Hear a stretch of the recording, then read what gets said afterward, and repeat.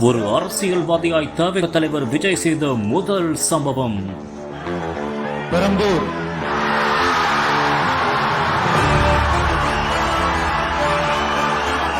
C. Joseph Vijay,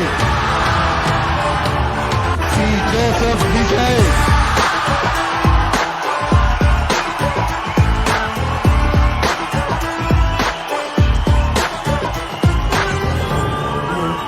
Perambur தொகுதியில் போட்டியிடுவதற்காக வேட்புமனுவை தாக்கல் செய்த தமிழக வெற்றிக் கழக தலைவர் விஜய்